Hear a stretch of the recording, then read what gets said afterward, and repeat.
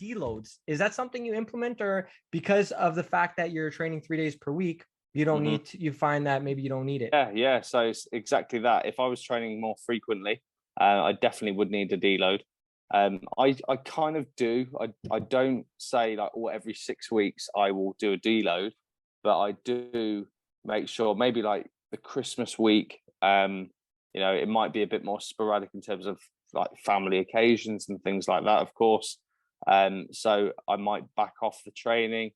If I feel really beaten up, I've had a good roll of 8, 10, 12 weeks of progression, and I start to feel really run down, I will back off. I won't go in and use this percentage of weight, but I might just, do one top set of deadlifts instead of the 2 sets.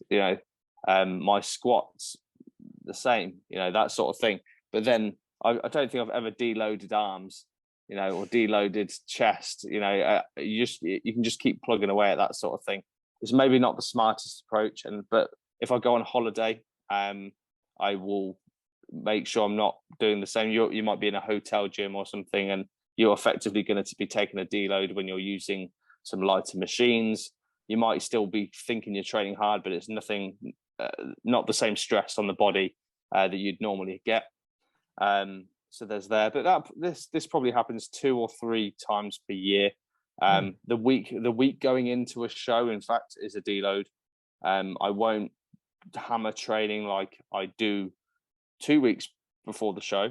That's part of the peaking process for me, and it's not a complicated one. It's simply back off the training intensity a little bit, back off your activity a little bit, and increase your food a little bit. Those 3 things in combination are enough for me to peak for a show. I don't need to load on carbs or drop volume, or it's simply just those 3 dials down, and that's all it is. So apart from that, I'm actually coming off then a week of deloading because I competed last week.